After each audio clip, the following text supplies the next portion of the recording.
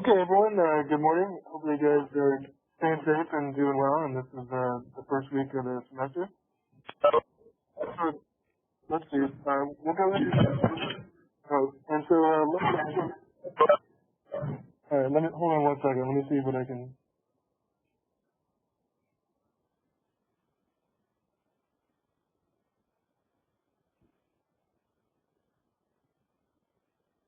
Okay, so what I'm going to do is, if you can turn, if everyone's sound is on, then you can just hear a bunch of things at once.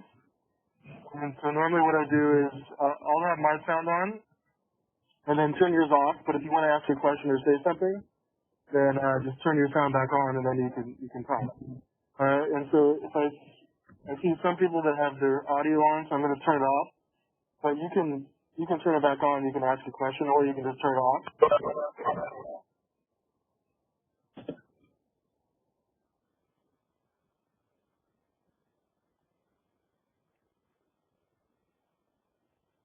All right. So I think everyone's audio is off, except for myself. So hopefully you guys can hear me.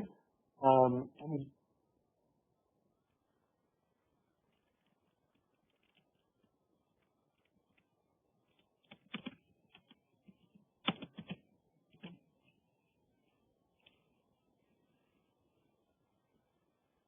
so you can see there's a little chat feature, and normally what I do is I always have the chat feature open, and so if you want to, there's two ways you can communicate. You can either post something to the chat, and I'm checking that, so if you want to ask a question or make a comment on the chat, I'll look at that. Or if you need to ask a bigger question or talk, just turn your audio off and go ahead and talk. So you're welcome to speak at any time. Just turn on your audio and ask a question or comment. Or if you have just a brief comment or want to use the chat feature, you can see that. So just have the chat feature open, and that way you guys can communicate with that. And I'll always have the chat feature open. So, and I think you guys are all here for Biz 272, obviously. And this might be the first time you're using WebEx, but it's pretty easy to use. I'm sure you guys have used Zoom or something similar, but it's pretty nice for doing this. Okay, so I'm assuming everybody can get on to Blackboard, so I'll just post one more question and then we'll start doing some things. We'll go over the syllabus in a minute. So.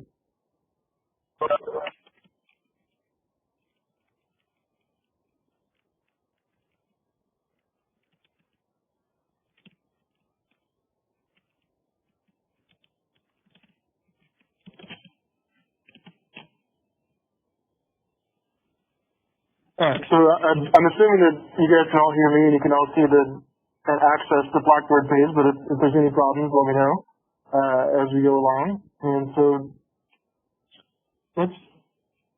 this is the course Blackboard page, which you can see. It might be a little bit different from the student view, but it's pretty much the same. And so I think the first thing we'll do is go over this, and also I'm recording all of the lectures or WebEx meetings, whatever you want to call it. And so if you miss something or you want to hear it again, or for some reason you can't make the meeting, I will put the recorded lecture that you can see just like this up on my YouTube channel, which I'll get to in a minute. So all the WebEx meetings, including this one, are going to be recorded, so you can use those for your reference at a later date if you need to.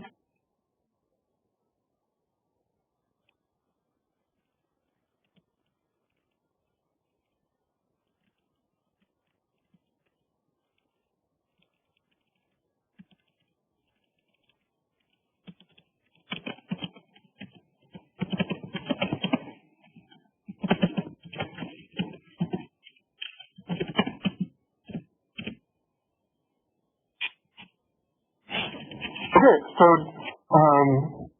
any general comments or questions before we get started? I'll go over the syllabus for the first thing. If you have any comments or questions, you can turn on your audio and ask, or you can post anything to the chat, and I'll look at that. So any general questions about anything before we get started with just looking at the syllabus?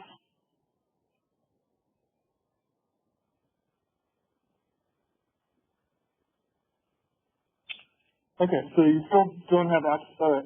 Okay, so I'll.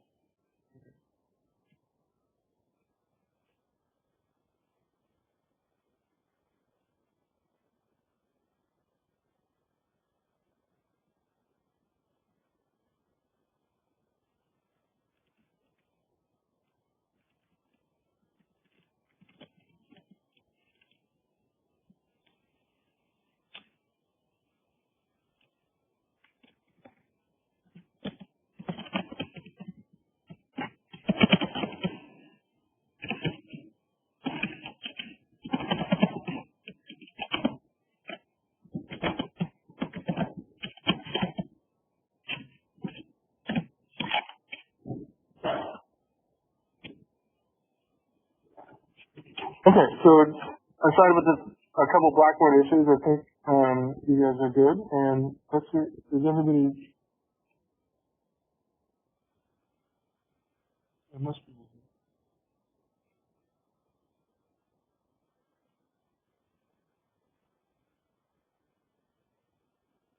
All right, so I guess we'll start by looking at the syllabus. So this is the Blackboard page, and the syllabus is located where it says syllabus.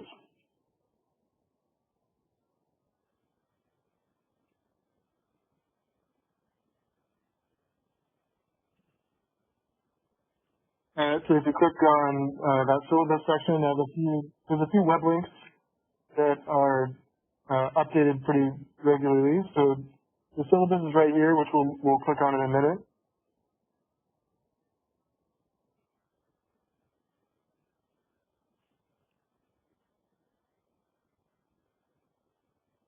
I found a older version of the textbook, just posted for now if you want to use that for reference. It's pretty old compared to this. I mean, I think the newest edition is the 6th edition, and I'm using the 5th, and this one's the 3rd. But just in case you need something right away, here's the 3rd edition as a PDF document.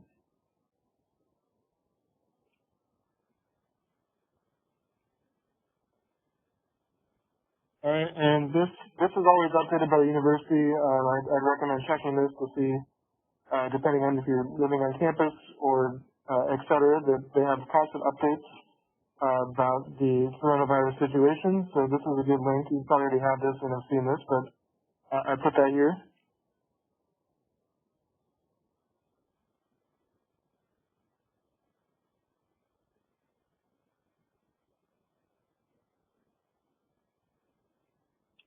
Okay, and then if you have any considerations or requirements that you need to know about, or you need anything from accessibility services, you can click on this, and they're very helpful, and I can accommodate pretty much anything that you communicate with me. So this is there as well.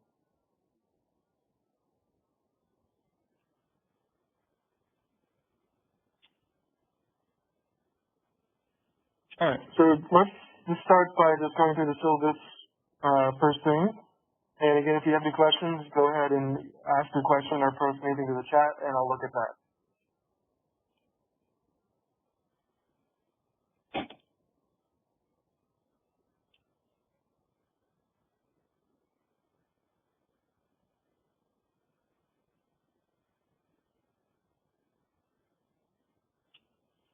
All right, so this is the current syllabus that I emailed you guys, and it's on Blackboard. And if there are any updates, I'll let you know, but I think I have a pretty good schedule that we can do for the semester.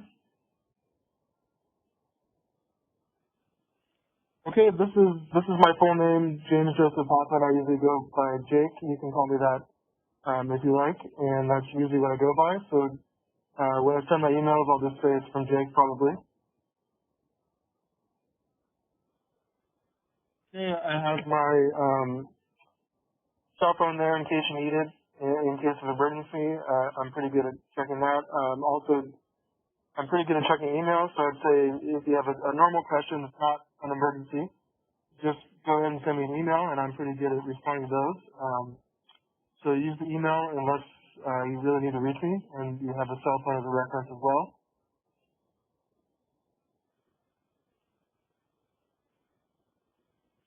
All right. So the text I'm using is the 5th edition of Practical Management Science, and let me see if I can.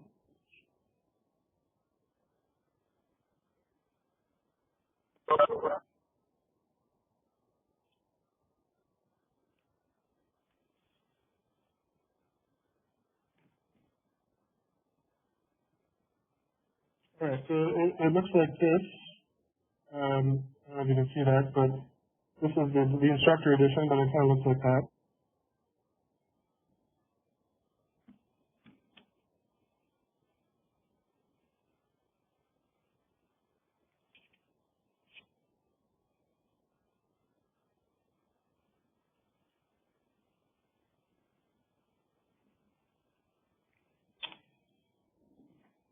Okay, so what I usually say about the textbook for this class, and especially because we're doing it remotely, is that um, I'll say the textbook is highly recommended, but not 100% required. And so I've seen a lot of students, if you're able to come to pretty much all the lectures or the WebEx meetings and do the exercises together in class, you could probably get by without the textbook. If you know that you're going to not be able to attend some classes, you're going to have to make it or do the work outside of class, I'd recommend getting the textbook, because if you miss some of these sessions, it might be difficult.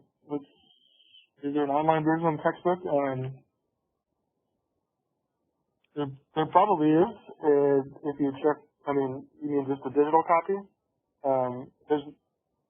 Here's this one here. Here's the 3rd edition, and you'll see it's a little bit different. Like, some of the numbers are different. But you can. I think I've seen students get by without the textbook. But like I said, if you know that you're going to miss a lot of the WebEx meetings, or if you're going to be doing a lot of the work on your own, then you might want to get the textbook. But I'll just say for now, it's highly recommended, but not required.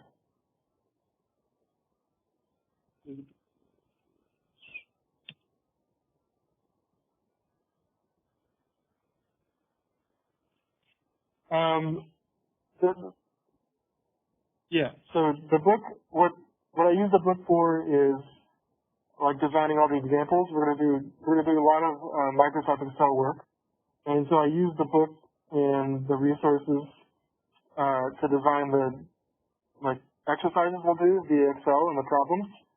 And so I provide you with study guides and the Excel files and everything. And so if you're able to come to all the WebEx sessions and learn the exercises together, then you should be fine. But yeah, so it's more for just following the examples of the problems, not so much you need the textbook for reading the chapters, because we're not going to cover everything in the chapters. It's a long textbook. I've taught this class a number of times, so I've picked out the exercises I think are best, and so I have a list of exercises, and I'll get to that, but I have study guides and Excel files, and I already went through and simplified the material from the textbook. But the reason why you might want the textbook is that I don't have all the figures and the screen caps of the Excel files. But I used to say if you can come to class pretty much every day, you'll be fine. But so I'll just say, yeah, it's recommended but not required. I've seen the WebEx classes I'm recording this, so all the classes will be recorded, and I'm going to post them on my YouTube channel, which I'll show you that in a minute. So let me see if I answer all these questions.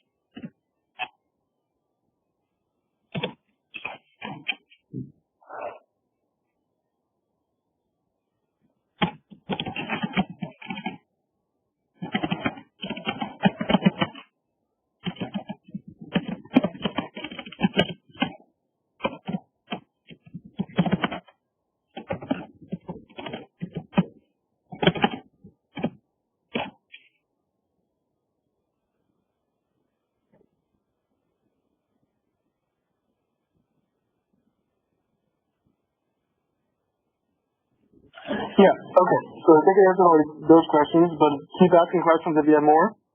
And so I actually think, so normally when I teach the class in the computer lab on campus, um, it's more difficult to make up the exercises if you missed the class because I do them together like on the overhead for the big screen.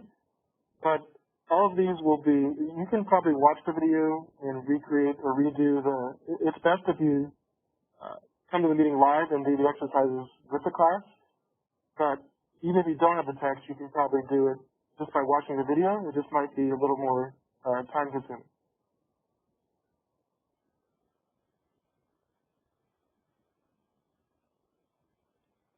Okay. Any more questions at the moment?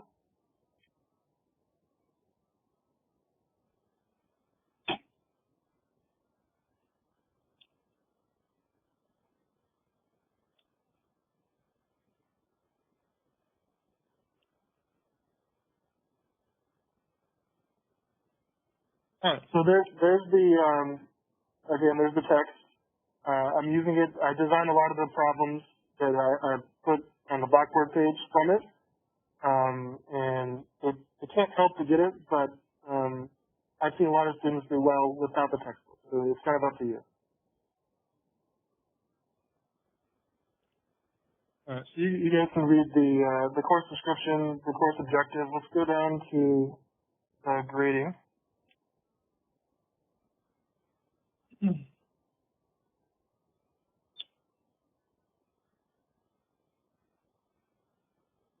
All right. So I put attendance as 5% just to encourage you guys to come to class. I'm probably not going to take attendance every day, but I just want to keep track of if it'll help me keep track of people that I need to.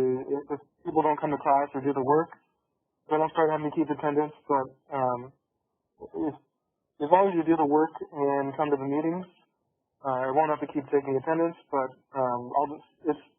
so this 5% is pretty much. I just want to give you guys 5% for doing all the meetings. And so as long as that continues, then I just want to encourage you guys to come to the meeting.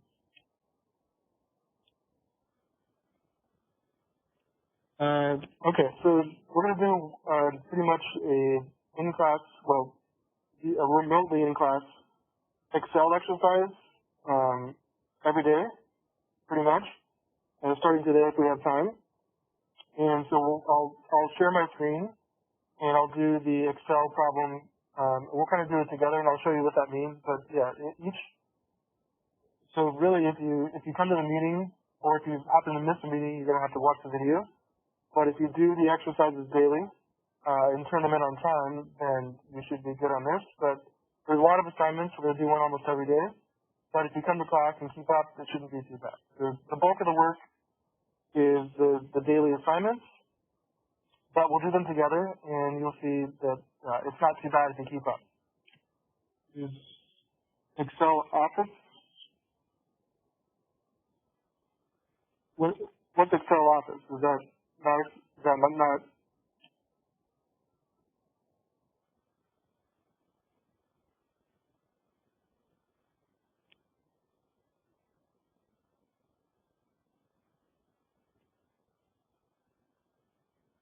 Oh yeah, of course, yeah. That's the same, right? Exactly. Yeah, that's fine.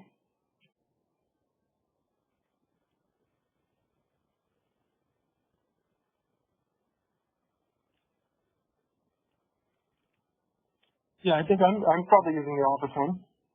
Yeah.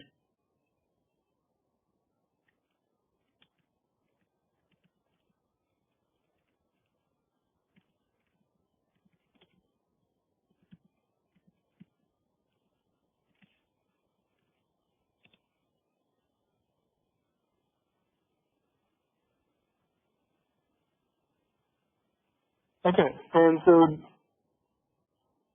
this was in March. I don't know if you guys were taking were attending Laverne last spring, and when the classes switched to remote or online kind of suddenly, and so normally when this is in a computer lab, the Excel version is installed on all the computers, and so I don't have to worry about it. But now I have to make sure you guys have access to Excel. And so it was a slight problem last spring, but I know that it's available through the school, and so I think most of you have access to Excel, and if you don't, I'm going to have to help you contact the library and you can get it to the school. But does anybody not have access to Excel at all? So the online version doesn't have all the features. So you have to have the Microsoft not online version, either the Office version or just the regular Excel. And so you're going to need that. If you don't have it, you're going to let me know soon so I can send you where to get it, or kind of you can get it through the library, through the university. So how many of you do not have Excel? Or just if you have Excel, you're good. But if you don't have it, let me know and I will help you get it to the school.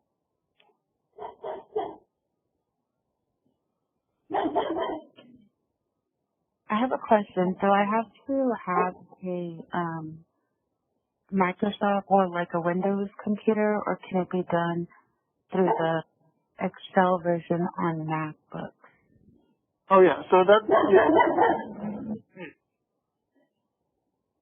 Hold on 1 second.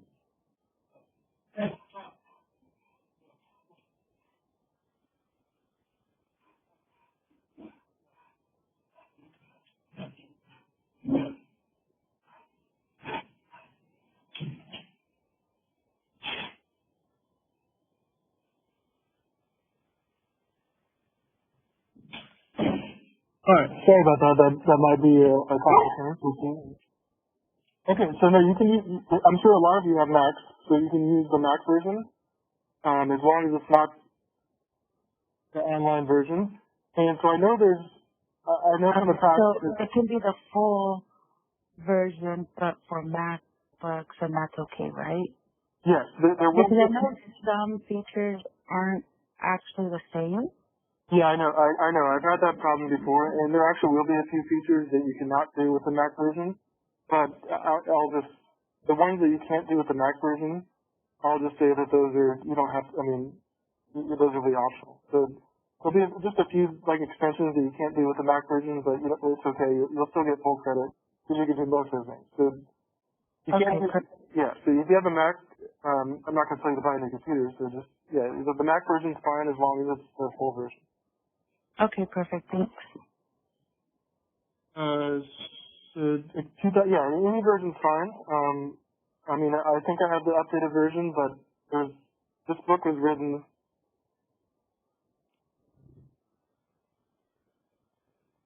a number of years ago, so yeah, there's no new features in the current version that you can't do in the 2016. So yeah, the 2016 version's fine.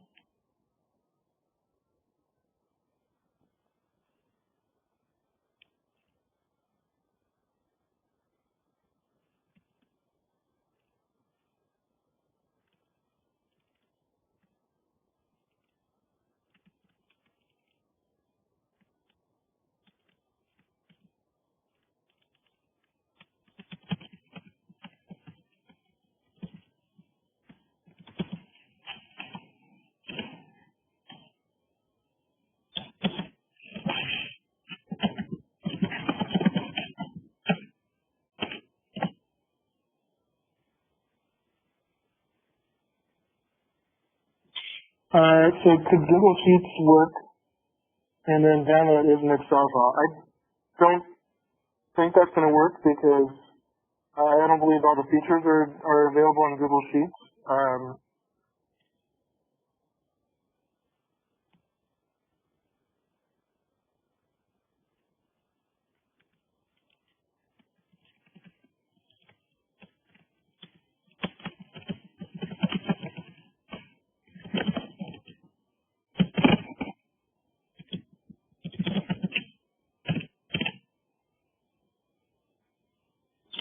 Yeah, so I don't think Google Sheets will work with all the exercises.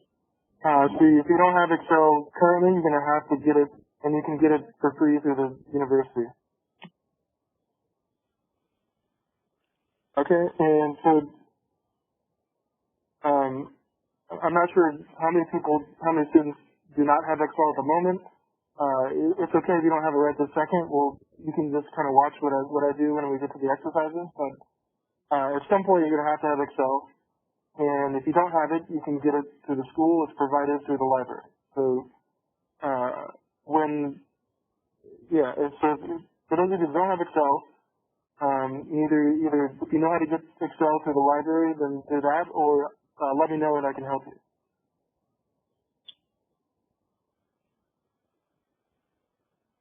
For doing it through the school, do we download the full version?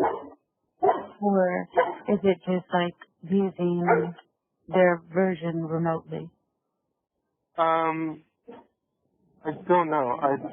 I know that I've emailed the library and the technology services department or whatever you call it, and they said I tried to request it for just all the students, but they said the students have to request it individually. But if the full version is available, I'm not sure if they're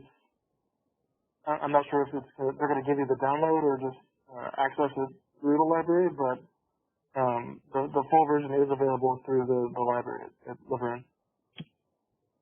That's awesome. Thank you. You're welcome. Yeah, and right, and so for those of you that you don't have to do it now, but for those of you that don't have Excel, make sure you let me know soon. Send me an email or say after class, and I'll help you contact the library and get that. So don't worry about it today. Nothing's due for like a week. So, but at some point we need Excel. Okay. So yeah. To summarize there, you need Excel.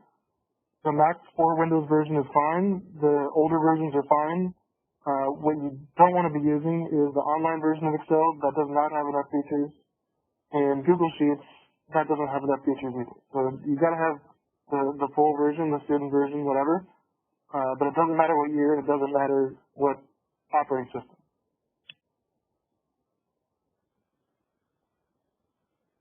Okay.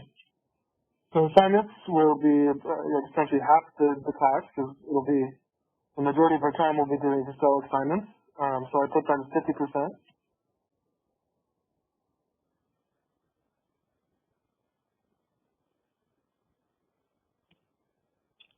All right, and then we'll have so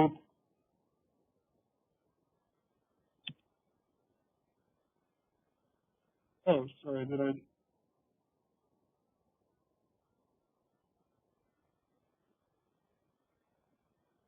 oh yeah I was posting to just one person.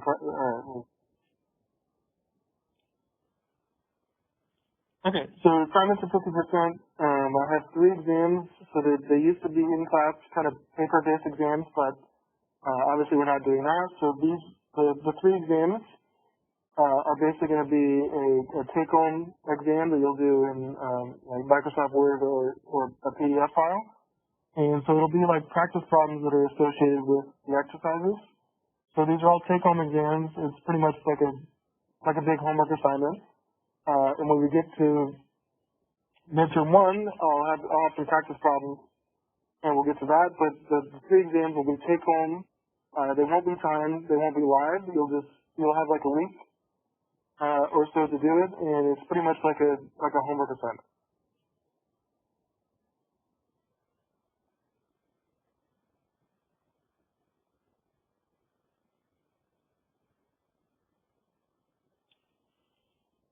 All right. So the grade policy is standard by the Laverne undergraduate policy. Is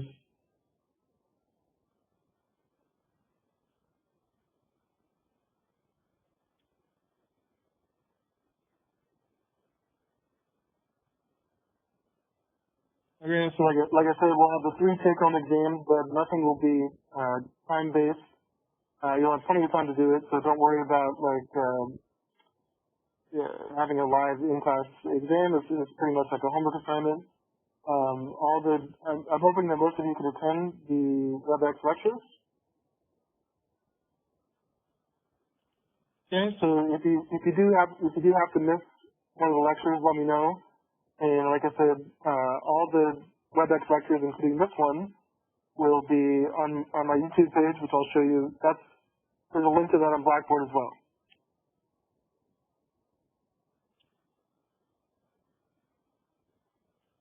Alright, so I made a schedule, a tentative schedule, which I think we can follow. So on it, you'll see the assignments and the due dates for all those assignments. So what I did is, so we'll pretty much do, unless there's an exam or something that I have to hand out, we'll do an in-class exercise in Excel on Tuesday meeting, and then on Thursday, and then both of those will be due the following Tuesday. So starting next Tuesday, you'll have assignments due. So pretty much there's something due every Tuesday, starting next Tuesday. Alright, so when we have time, we'll do this one today. We'll do this one on Thursday.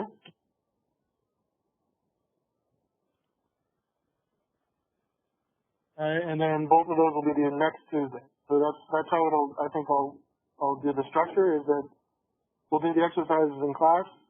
And so if you come to class and do the exercises, you'll be done with it. But if you have to watch the video to catch up, you can do that too.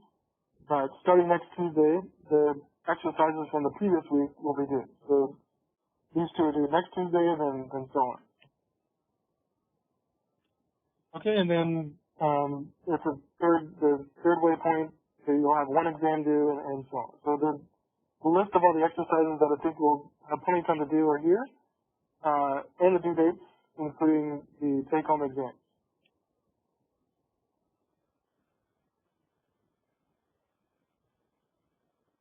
So weekly assignments, like assignment 2.2 and 2.4 for next week, Yeah. those are what we do in class, and we still turn them in the following Tuesday? That's correct, yeah.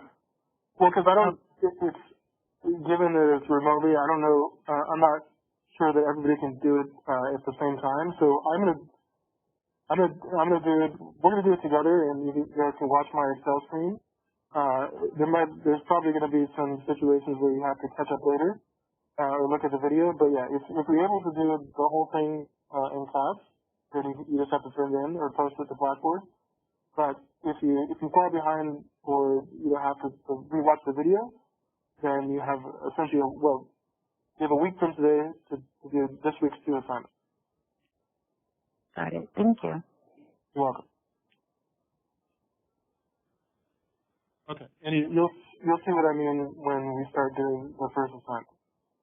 Okay, and so basically, if you're able to come to class every day and do the Excel assignments, you'll finish most of the work except for the exams. But I know there'll be some situations where you'll have to catch up a little bit later. All right, so there's the schedule that I'll try to keep. And so the due date is the dates are the due date. So each of the assignments are due on that Tuesday.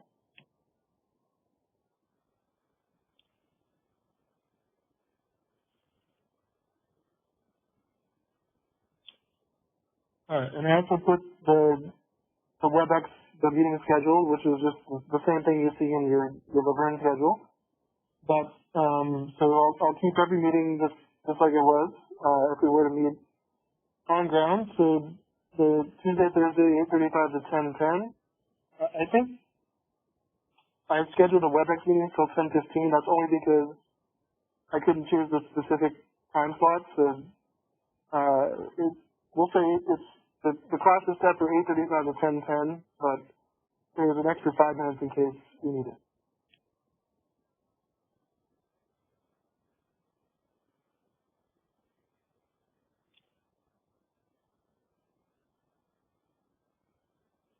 Okay, so those are the main things I wanted to point out on the syllabus. You can look over the syllabus if you haven't done so already, and let me know if you have any questions on that. But right now, any questions or anything just based on what we covered in the syllabus right now?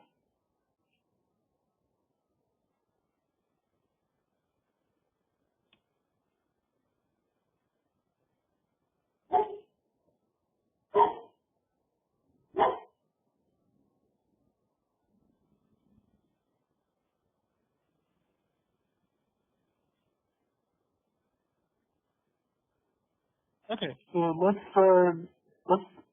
show you the rest of Blackboard, then we'll start doing today's exercise. If you have access to Excel, you can do it together with us. But you have plenty of time to make it up. It's not due till next Tuesday.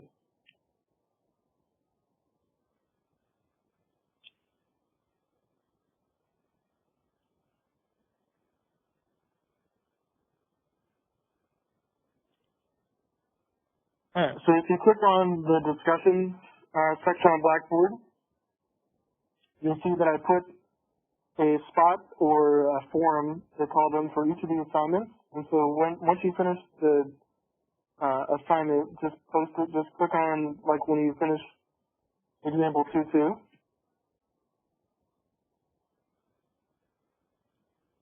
Just click on the forum and click on create thread and then just post your Excel file to the thread. So this is where you turn in all of the normal exercises.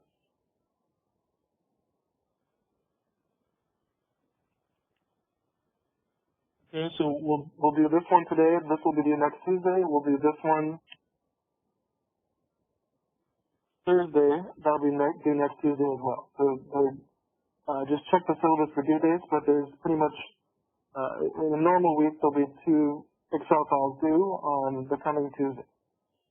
Okay, and if you've never used the discussion forum before, it's easy. Just click on it, create a thread, and just post your Excel file. So the only thing you have to post for most of these is the Excel file.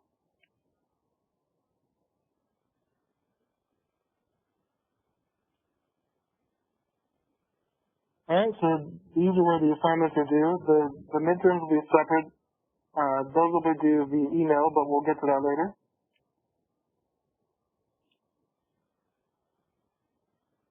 Okay, and then I have a section for each assignment we're going to do, starting with today's example 2.2. So if you click on that,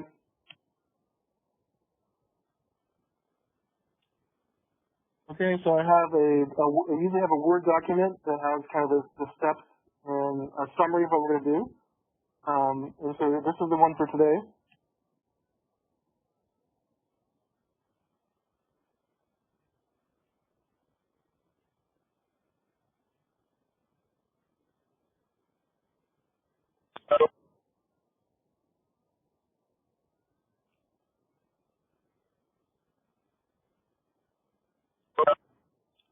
Okay, and so we'll get to this in a minute, but this has the steps we're going to go through for today's exercise, some practice problems. And so this is normally what you'll see for each of the exercises is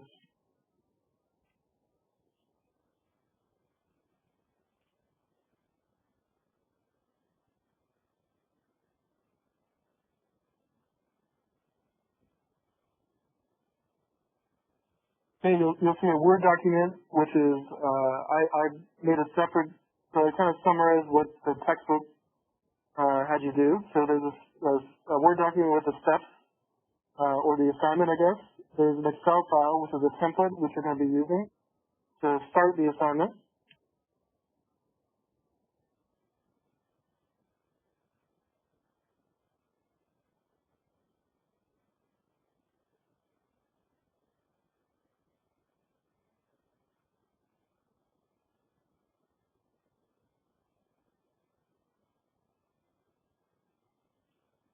Okay, and then sometimes I have some practice problems that go along with the assignment, and I have normally I would solve those on the whiteboard, but I had to solve those on here. So we'll do the assignment, and then we'll look at the practice problems when we're done with the assignment. And some of the practice problems will help you prepare for what you might see on the upcoming exam.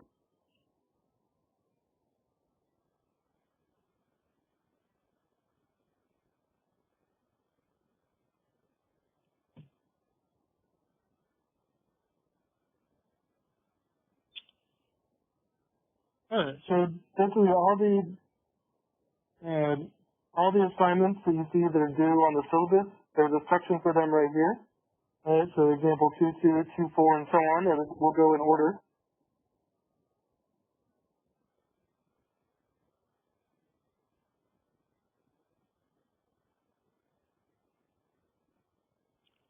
Okay, and then after the due date, I'll post my completed files and solutions in this section.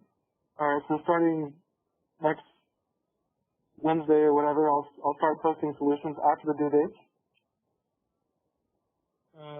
There's nothing in these now, but all the resources I'll have some practice problems for the midterms. Those will go here when we get to that.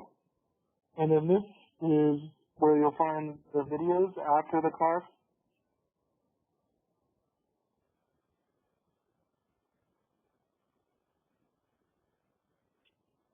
Okay, so if you click on the YouTube channel and you click on playlists,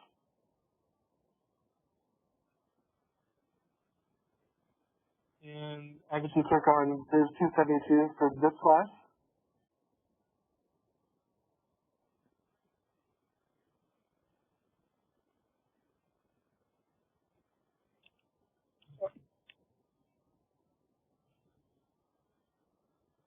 Okay, and so these will I'll title them by Biz 272 and then the date.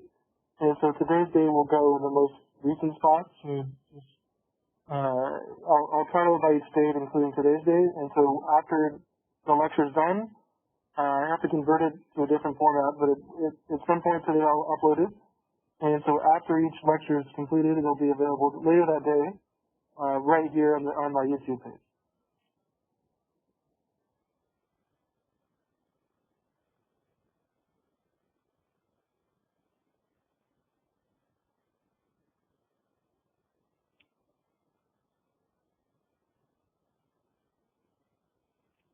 Okay, so I think that's a summary. You might have some more questions, but a summary of what the Blackboard page is going to provide. So the assignments are due here.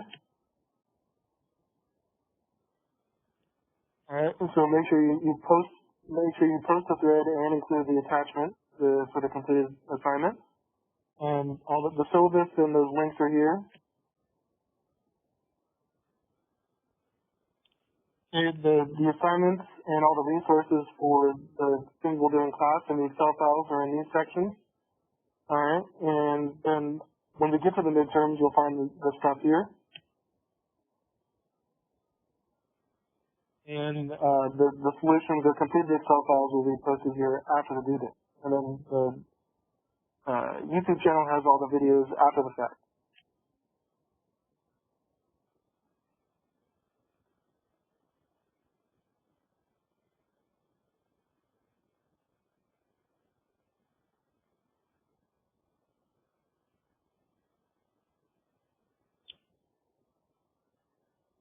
Okay, so what we're going to do today is we'll do example 2.2 together in class and some practice problems if we have time.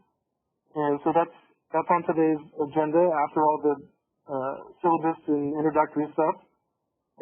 Any questions on anything I just went over in the syllabus or the Blackboard page or anything related to that?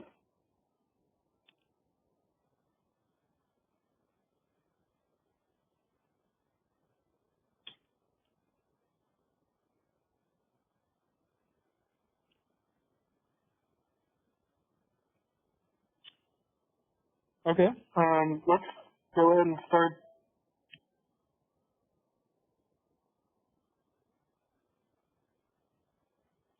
Let's go ahead and start today's exercise. So what you want to do is, if you have Excel, you can start doing it now together in class, and you'll see my screen.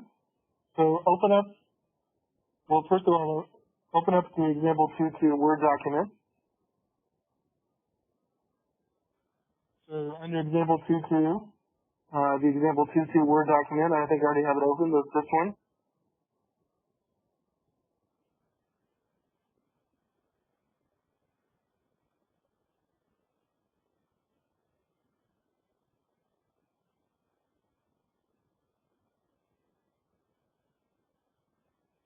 Okay, so normally if we were in class, I usually show a video at the beginning of class. Probably not going to do that via WebEx because we have other things to do, but I'd recommend watching the videos either beforehand or after. They're usually pretty short. I think they're like 5 or 10 minutes. So here's an optional video, just kind of introduction to Excel that I recommend watching later. Okay, and then this has the steps we're going to need for the assignment. Okay, so then let's open up the Excel file.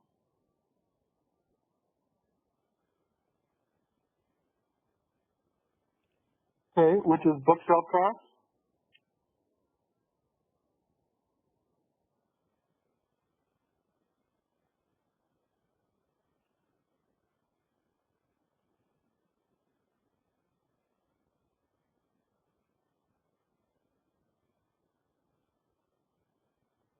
Okay, so this is what we're going to work with today. We're just going to do a semi-quick assignment in this.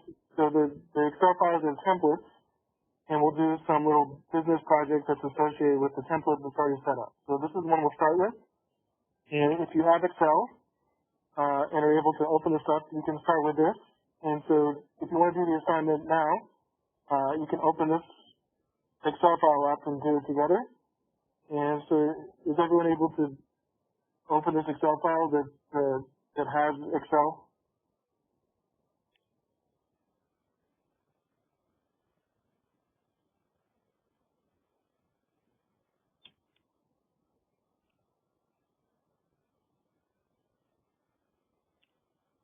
Okay, great. And so, and again, if you don't have Excel at the moment and need to make it up later, then you can watch the video and yeah.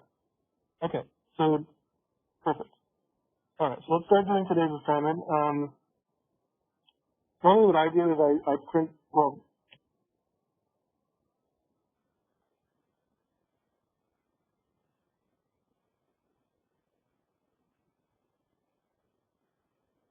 all right. So for today's, I'll just go back and forth. So what we're doing for today's assignment, and I can show you the.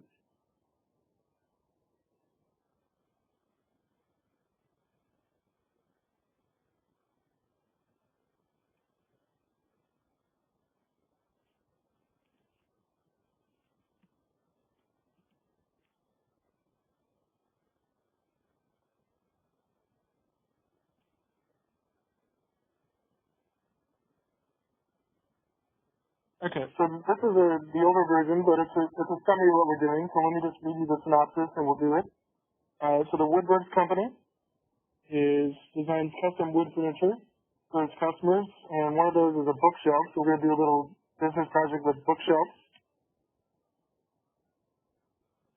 And so the company knows that wood prices and labor costs are likely to increase in the future, and so we'll see those projected costs in the Excel file, including the number of board feet and the labor hours you need to make each bookshelf, and the current cost for board feet and the current cost per hour for labor. And then also the projected increase, the percent increase over time. So that's like inflation.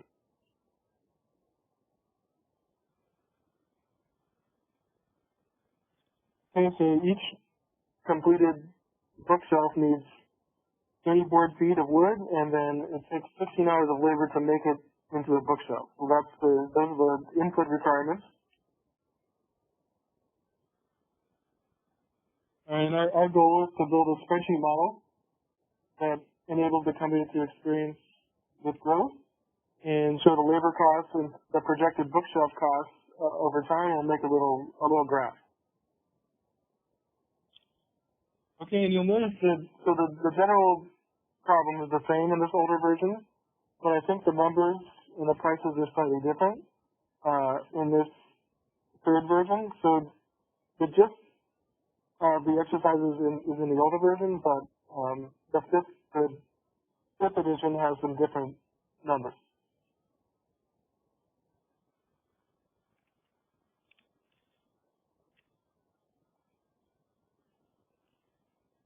All right, so let's go back to the spreadsheet model. So this is it. And let me just show you what's going on here, and then we'll start doing the exercise.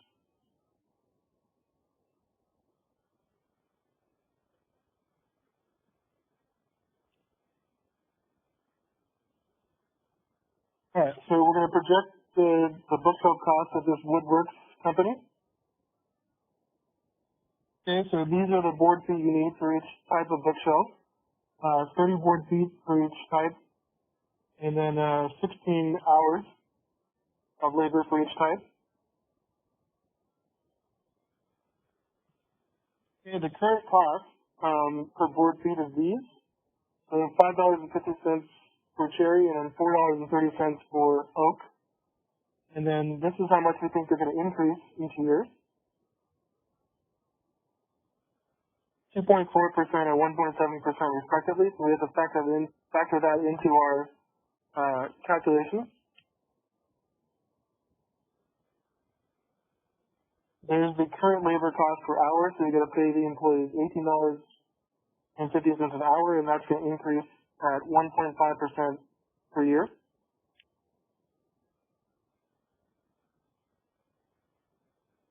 Okay, so all we're going to do for this assignment is calculate the current cost of the bookshelf based on labor and board or wood, and then project the increase over time, and then make a little chart or graph to show that of the two different types.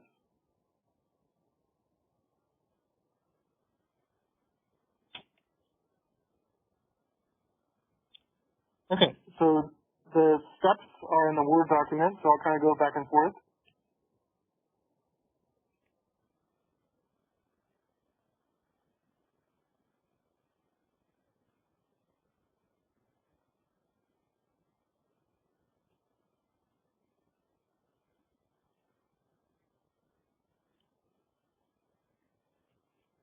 Okay, so step one is, as we go along, there's kind of a color coding system we'll use to do the assignments. We only have one thing to color code this time, which are inputs. And so the inputs are going to be highlighted like a light blue color. And so first of all, let's go through and highlight the inputs. So the inputs in the Excel file will be light blue. And so that's step one.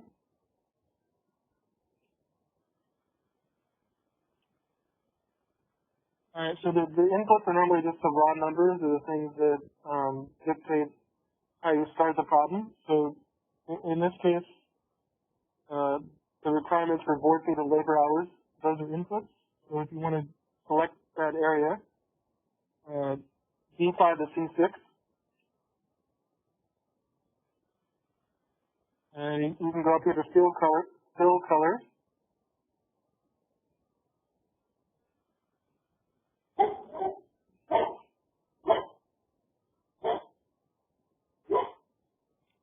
Okay, and you can choose the light blue for that. And so any of the light blues can be used for the inputs like this.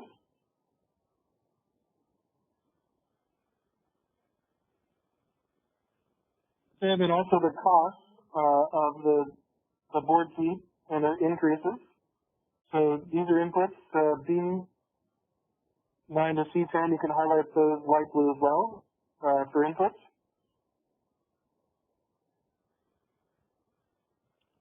And then the last thing is the cost of labor. So those two numbers are also inputs, the cost of labor hours, and then the expected increase. B13 and B14.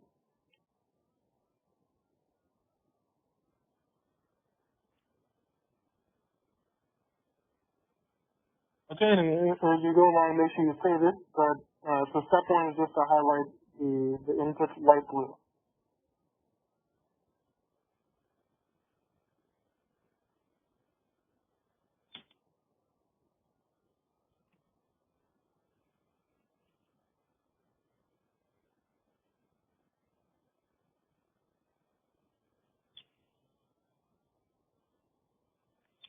All right, so step two is to calculate the projected cost of wood.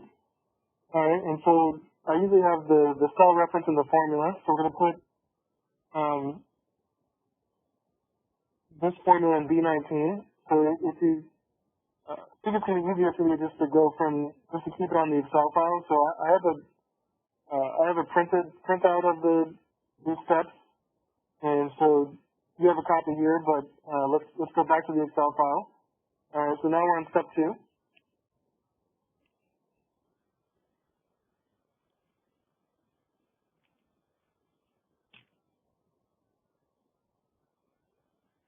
Okay, so step two is calculate the projected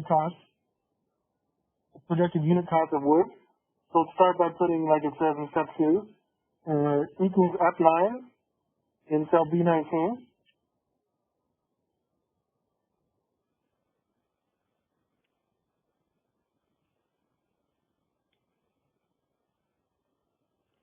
Okay, so let's see how that brings in the current cost of a board foot.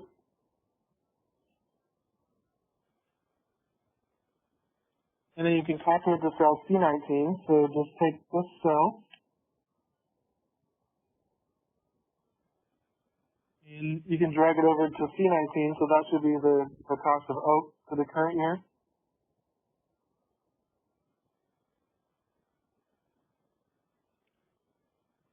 Alright, so this one equals B9, this one equals C9.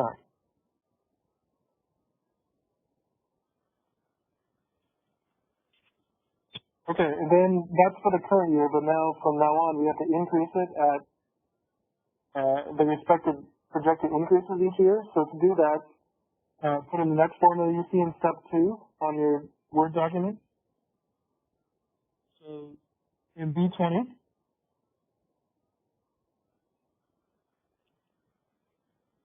you can type in the formula you see in step 2, which is this one, and I'll explain this formula after I type it.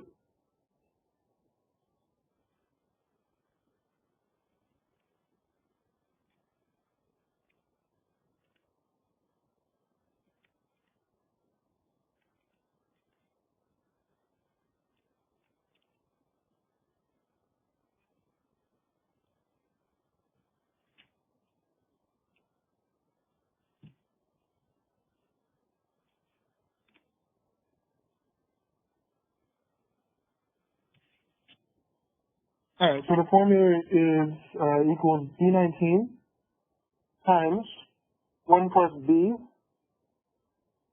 $10. Okay, and so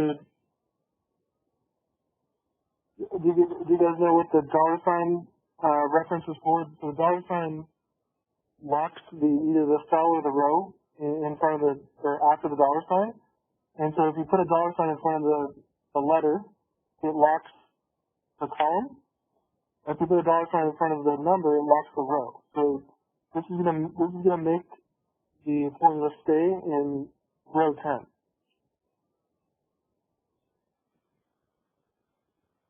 Okay, so see how we're taking the current cost,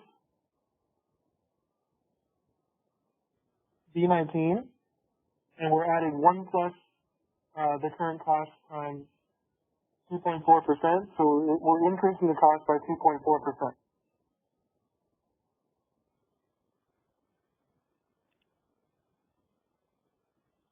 Okay, so if you enter, it'll increase $5.50 by 2.4%.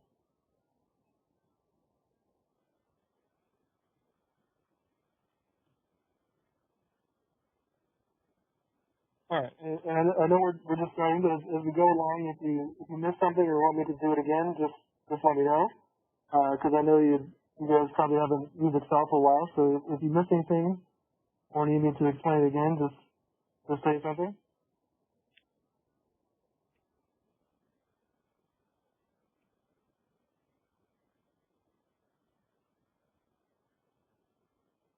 Okay, so last part of step 2 is because we set up the formula correctly, what we're trying to do is apply this increase of 2.4% for the cherry and 1.7% for the oak, and do that for each year.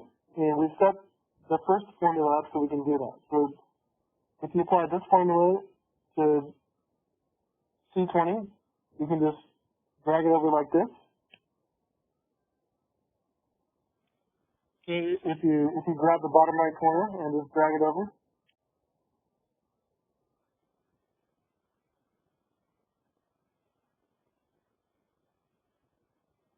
Alright, so this one should be equal to C19 plus 1 plus C $10, so you're increasing the oak at its rate of 1.7%. So $4.30 plus 1 plus 1.7% of that is this.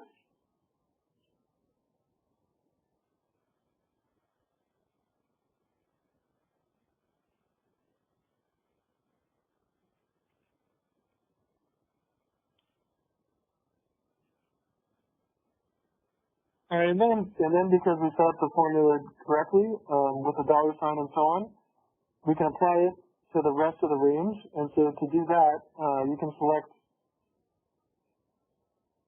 these two, B20 to C20, and you can drag the formulas down to the rest of the columns like this. Just grab the bottom right corner and drag it down.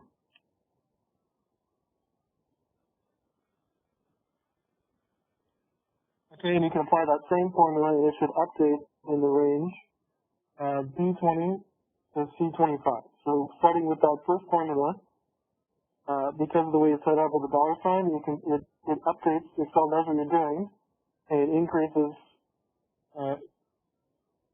the share each year by 2.4% and the O each year by 1.7%.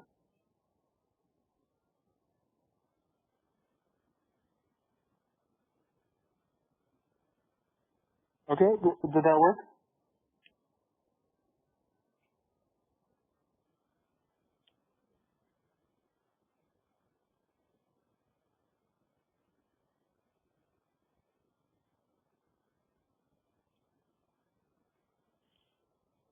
Okay, great.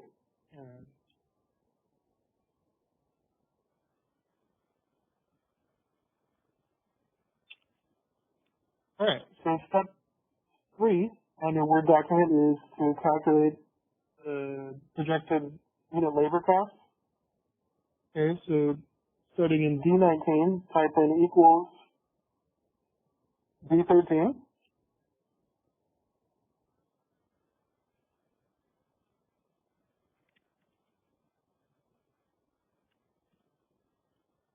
All right, so in cell D19, the formula is equals D13, which is just the current cost or the current price of labor.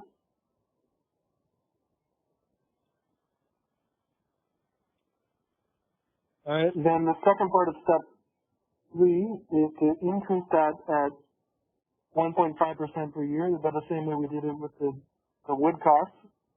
And so put in the formula you see there in step 3, which is in cell D20. Here's the formula.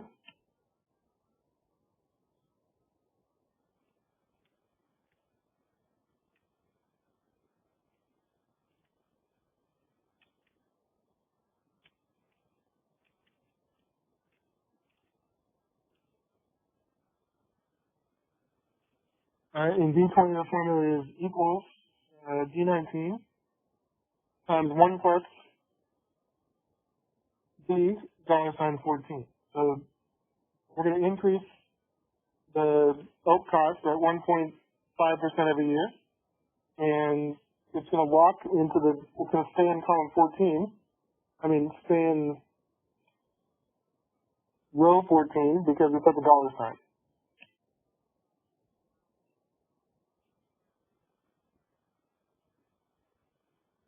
Okay, so here you go, $18.50 times 1 plus 1.5% of that is this, $18.78. And then because the formula is designed appropriately to increase every year, we can just go back to this formula in cell D20, and then you can drag that formula down the rest of the D column just like this.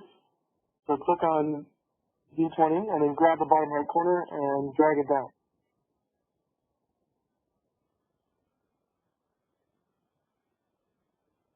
All right, and that should have increased labor at 1.5% annually.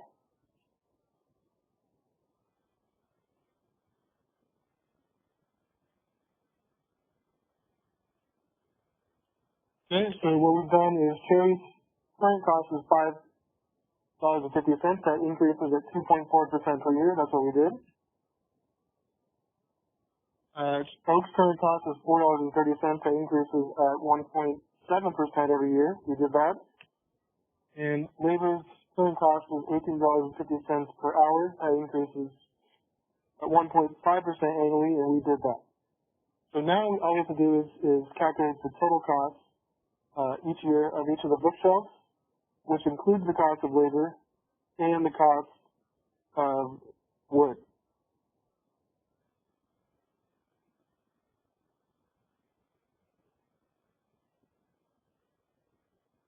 Okay, so step 4 is to calculate the total cost per bookshelf, right? And so if you type in the formula correctly in E19 here, you can apply it to the rest of the range. And so it's a somewhat long formula, but let's make sure we get the dollar signs and everything right. And so in E19, type in the formula you see in step 4, which is this one.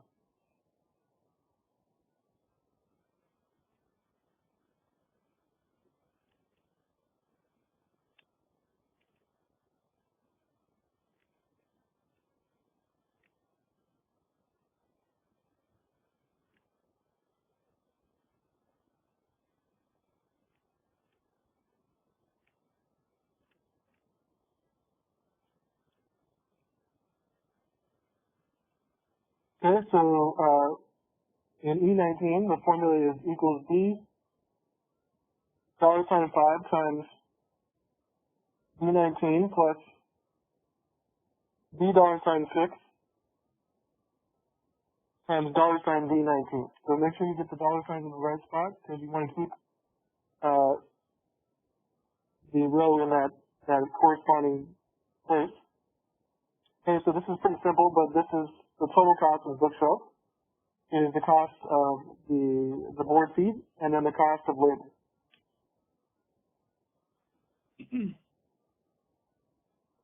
Okay, so currently we need 30 board feet to make cherry, and it costs $5.50. Okay, so that's the cost of the board feet portion. Then we need to add the cost of labor, which means we need 16 hours of labor,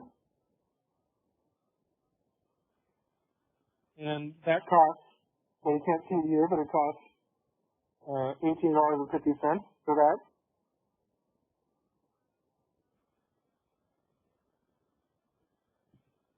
Okay, so the total cost then should be 30 times this,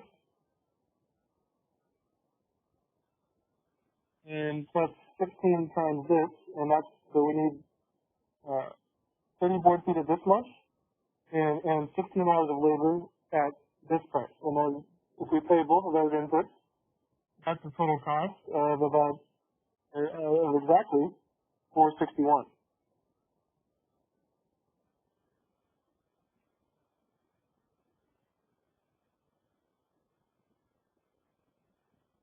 All right, and so if make sure you got the formula and the dollar signs in the right spot. But if you did, you can apply this formula to the rest of the calculations. Just click on E19, drag it over like this.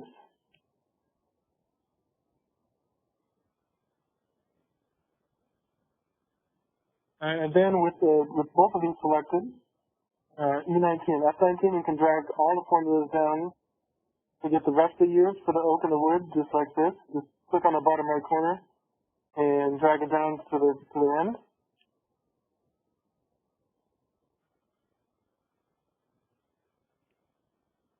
All right, and that should calculate the cost per bookshelf for each type for each year by just multiplying the number of board feet you need times the current or that year's price, plus the number of labor hours you need times that year's price, and it includes the increase.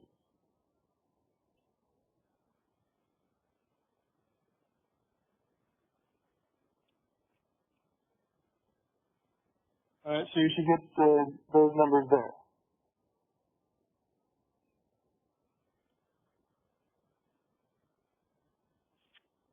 All right, so everybody good so far? Did you get these calculations here?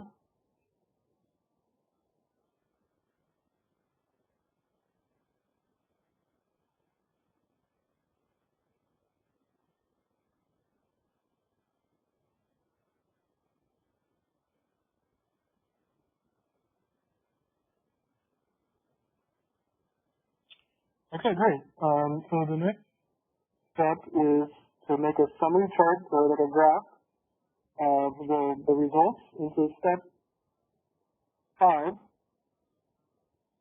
is to make a chart of the cost of each of the types of bookshelves every year. So to show as a summary. So step 5 is you can select the range E18 to F25 like this.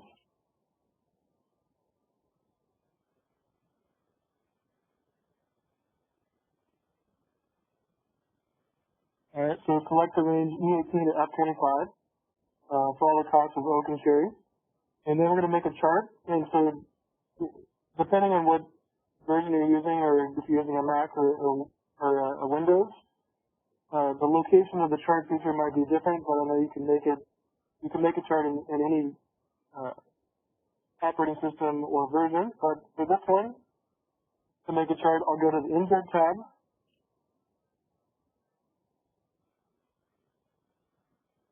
And under Insert tab, there's usually a feature I try it for. It's called Recommended Charts. I'll click on that. If you have that, you can click on that.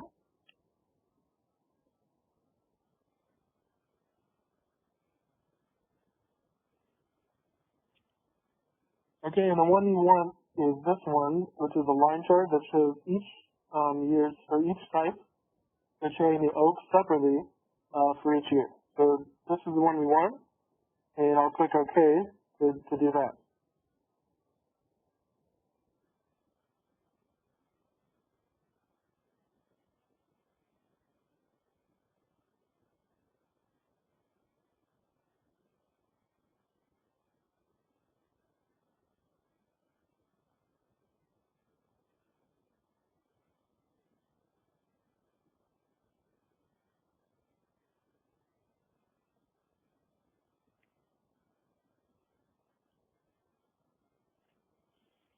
Alright, so I'll add a title, and I'm going to do a little bit of, I'll change a few things, formatting, but was everyone able to find how to get the chart? It might be a little bit different on different versions, but you should have a chart feature somewhere.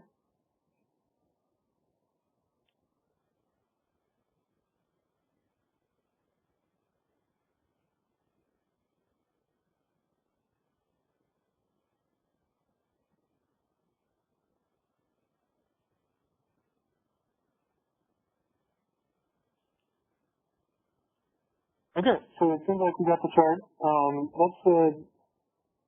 What we can do is give this a title. We can call this the cost per bookshelf. So you can, where it says chart title, you can just click on that and start typing. Let's call this the cost per bookshelf.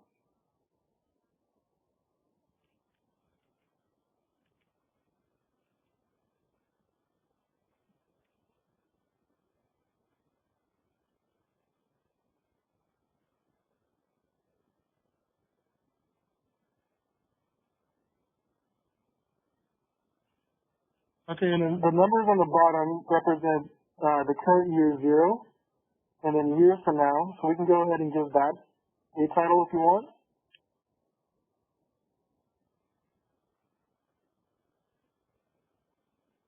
Alright, so this might be, I'm not sure if exactly the Mac version does it exactly the same, but there should be a way to get to the chart elements. For Windows, normally if you click on the chart, there's this green plus sign. It's a chart elements. So you need to get the chart elements. And for this one, just click on chart elements, the plus sign.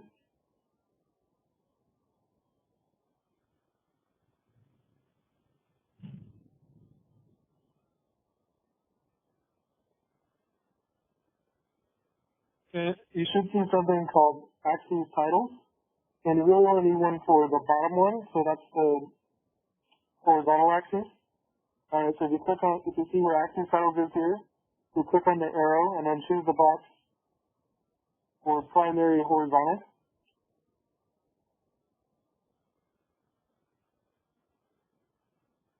And then you can go down to in the title and you can call this what you want. And this represents years from now, so we're going to go from year 0 to year 6 from now. So I can call this bottom portion years from now.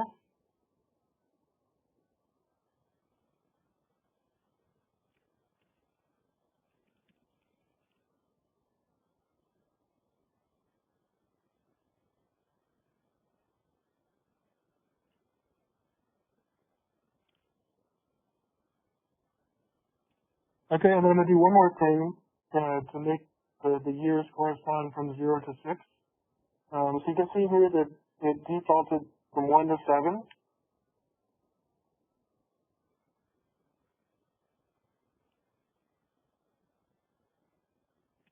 Whereas in the chart, we wanted to go from 0 to 6. So the current year is 0. And then 1 year from now, 2 years from now, all the way to 6. So to make it represent what we see in the Excel file, we can just change it like this.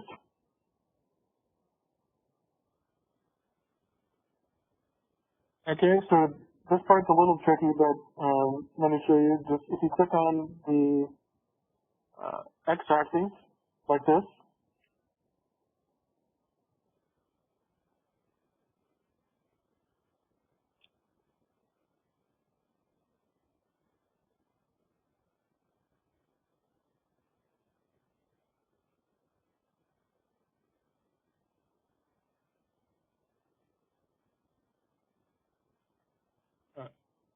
so there you go. Click on the x-axis, then right-click it.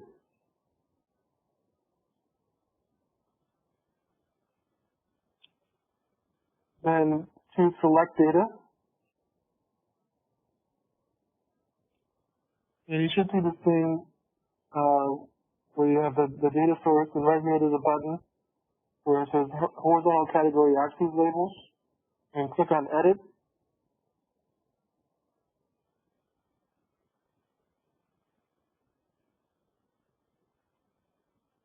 And you can choose the range you want, which is 0 to 6, and then hit OK, and it should give you the numbers you want like this.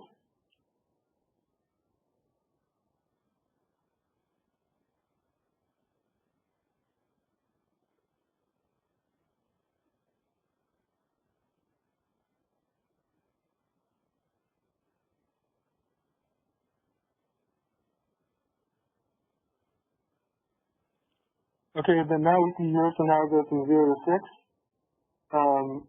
and then that corresponds to what you see in the spreadsheet. So now you have the cost per bookshelf each year.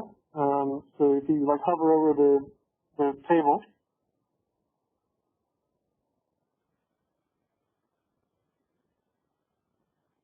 okay, there's point 1, which is 469.40, alright, which would correspond with this one.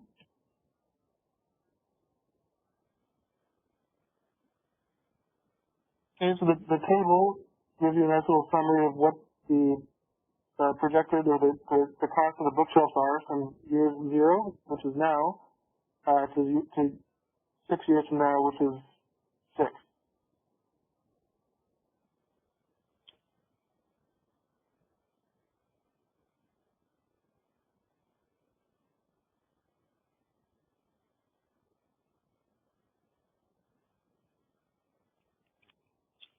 Okay, everybody good on the chart?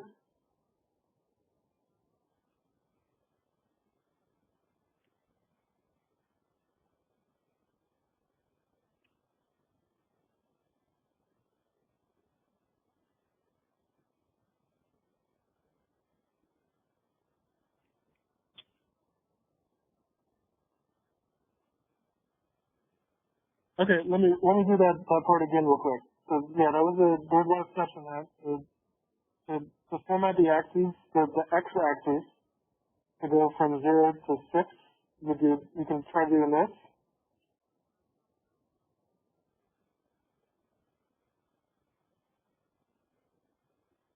Okay, so click on, make sure it's selected like this, the x-axis, and right-click it. Alright, so when you have the bar that has, goes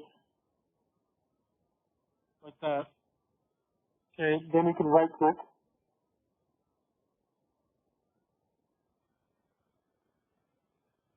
and then you can go to select data.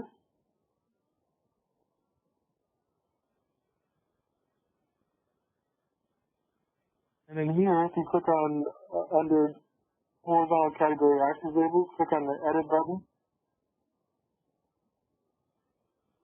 And then manually choose the range that goes from 0 to 6 in your spreadsheet over here, like this. So I guess that's E19 and E25. And then if you get to this point, just hit OK and OK, and it should do it.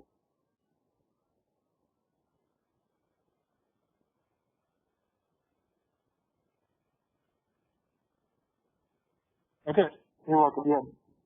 Yeah, that part's a little tricky. But it shows the years better. Yeah. How do you add the second title? Oh,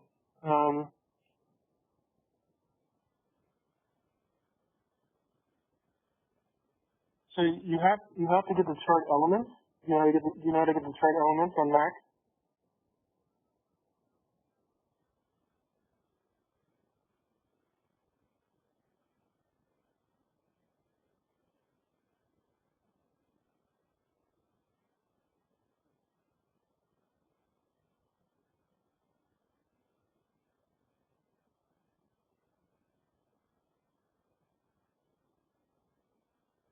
Okay, it's some of the features might be, it doesn't have to be exactly like mine, but I'm just showing you a few things. But you should know how to get, you should be able to get the chart elements somehow.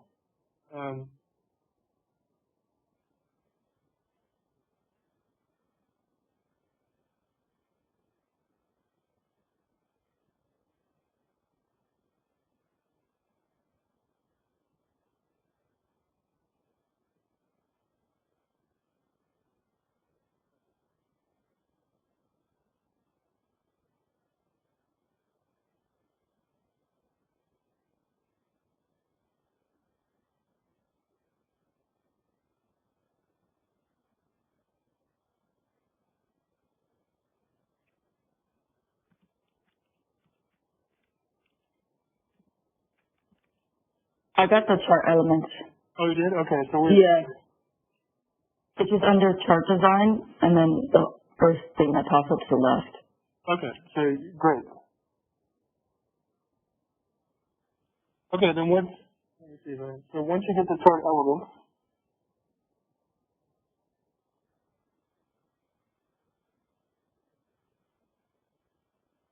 so if you're at chart elements, you should see an option for chart or axis titles.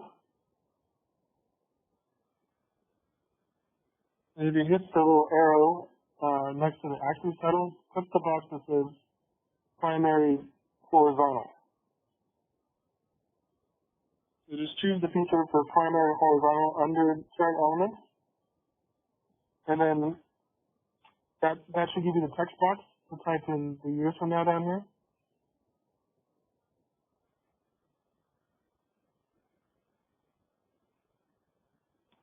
Yep, got it. Thank you. Okay, you're welcome.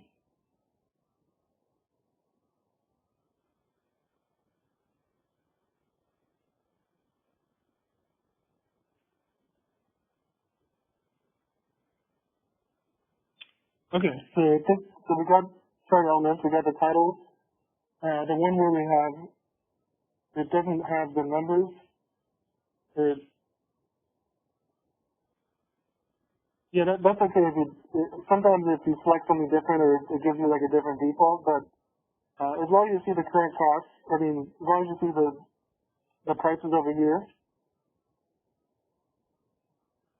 and then the different types of oak and cherry over time in the chart, it doesn't have to be exactly like mine, but if you need me to explain another feature, I can, but normally if you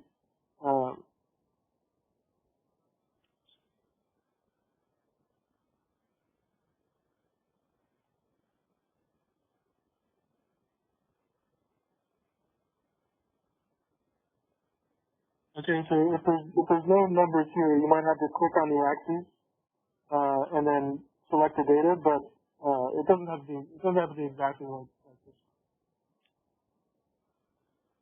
I have a question because on mine I was able to get the 0 to 6. However, now the dollar sign value and the zero overlap. Does that make sense? Yeah. And since the lines on yours kind of start at zero, well, mine tries to do that, but the lines, like the actual graph lines, overlap with the dollar sign from the... Oh, I see what you're saying. Yeah, that's just, sometimes if we might have defaulted to another type of chart, like... I don't know if it matters that I'm on a MacBook. I don't think it matters, but I know exactly what you mean because it's, yeah, that's...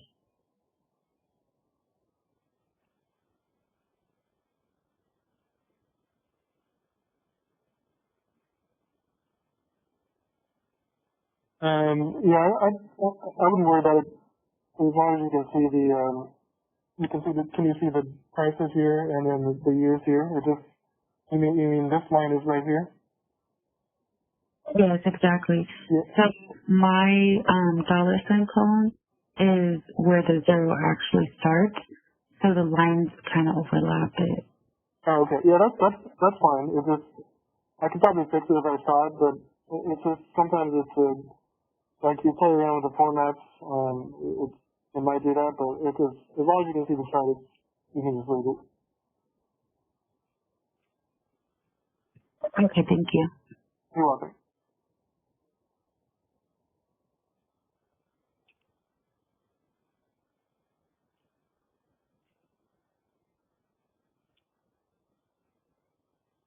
Okay, any other questions about the chart or the graph here?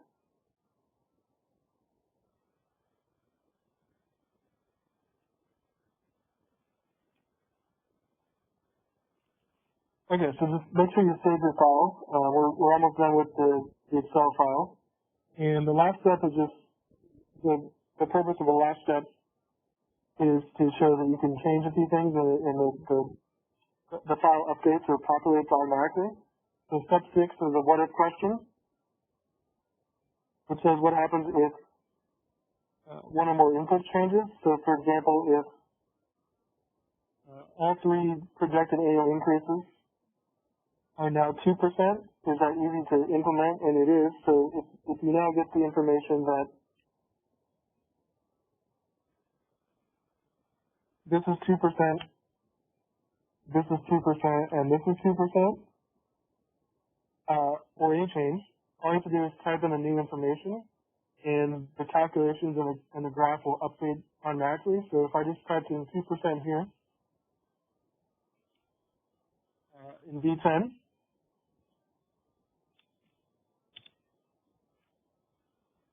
and I typed in 2% in C10,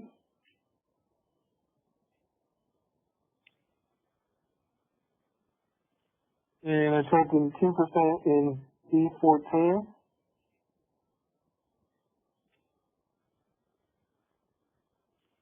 alright, what should happen if you did everything with the formulas and everything is it should automatically recalculate down here. And then your chart should automatically adjust based on the new number. So you can see that it should be pretty similar because it only changed a few portions of a percent. But with the new percent increases, if they're all 2%, then if you set up the model nicely, it should just automatically update, including the chart.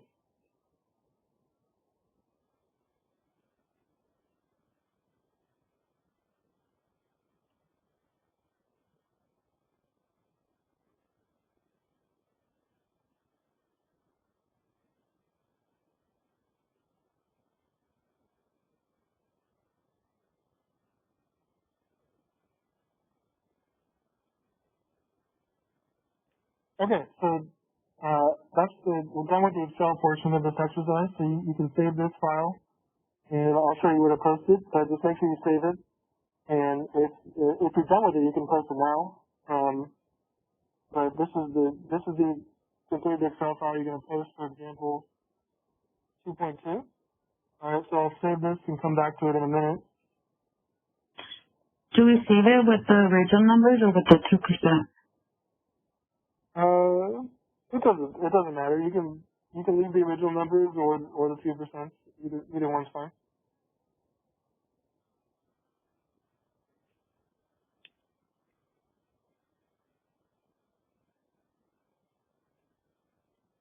Yeah. I think the solutions I posted are the original numbers, so maybe just leave it that. So I'll go back to.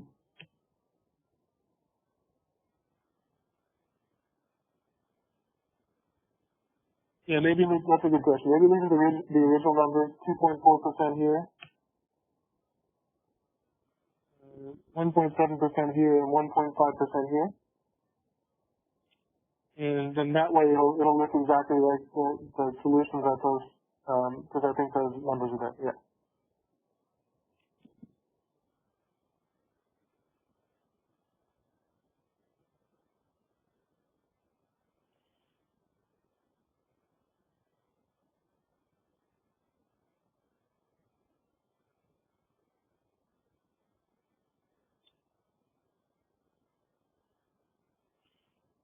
Alright, so last thing is I just had a few practice problems. We already solved, but the answers A through D. So this here,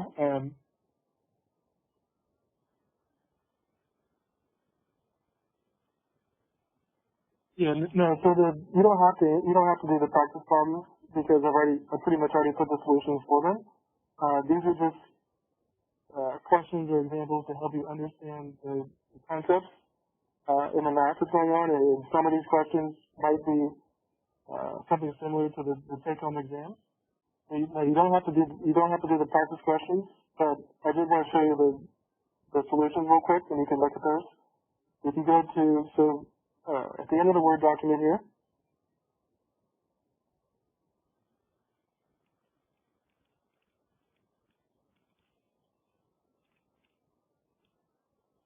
Okay, so you got the steps, for example, 2 we just did.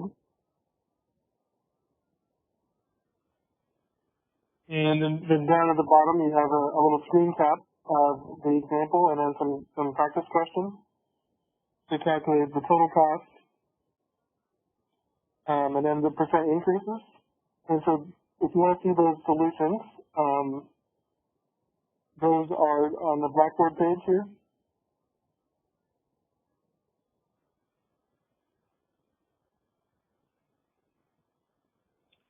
Example 2 practice question solved. This looks like this file.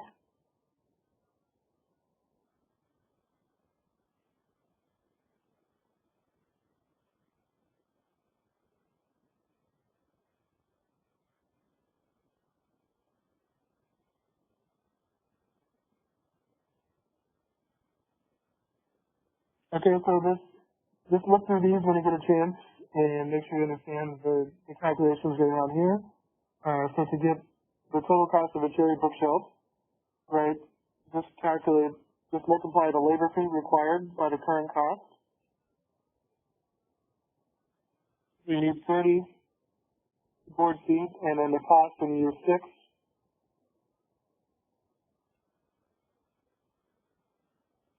is $6.34, and then the cost of labor is $20.23. So this just helps make you understand how to get the total cost by adding the cost of the board feet and then the cost of labor and the appropriate price in that year. And then for oak, right, it's the same 30 and 16, but the prices are in year 6, $4.76, and then the same labor cost.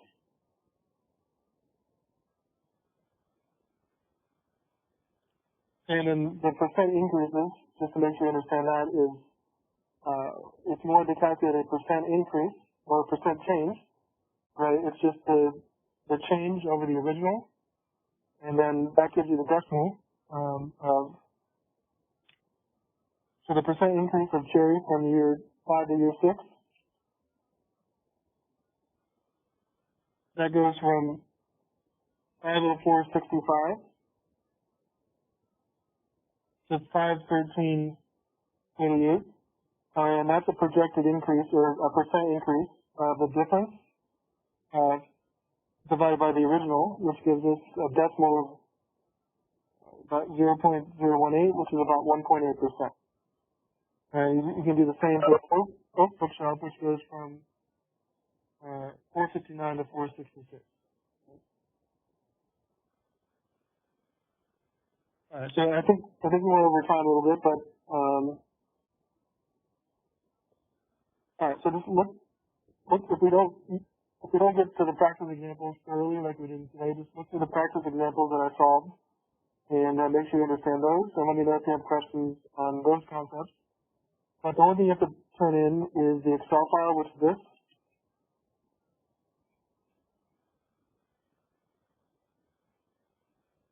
Okay, so save the Excel file, the bookshelf cost, and post that in the discussion forum on Blackboard here.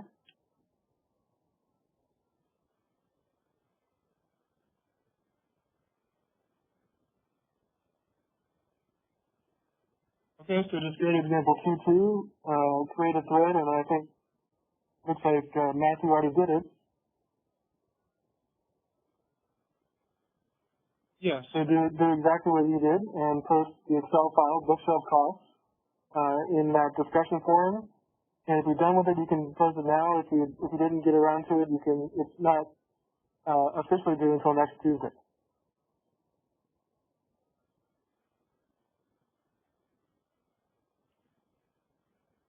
Okay, so that's what I had for today. Just post the example 2.2 sometime before next Tuesday and look at the syllabus for the due dates. We'll do example 2.4 on Thursday, and yeah, so that's it for today. If you have questions about hitting Excel or anything else, let me know. But if you're good to go, you can sign off, and I'll see you Tuesday morning at the same time. Sorry, Thursday morning. All right, thank you, guys. Thank you, Professor. Thank you, Professor.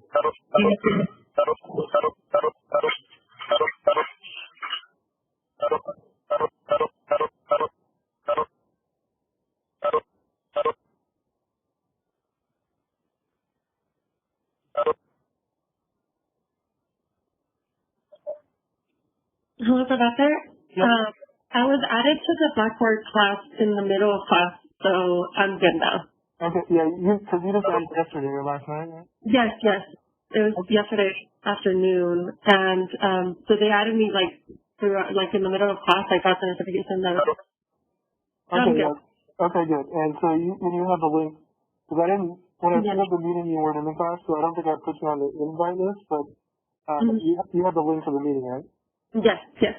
Okay, so yeah, just every, before the meeting, just click on that same link, and it'll take you to the WebEx. Oh, okay, perfect. Thank you so much. Okay, thank you. Have a wonderful day. Bye.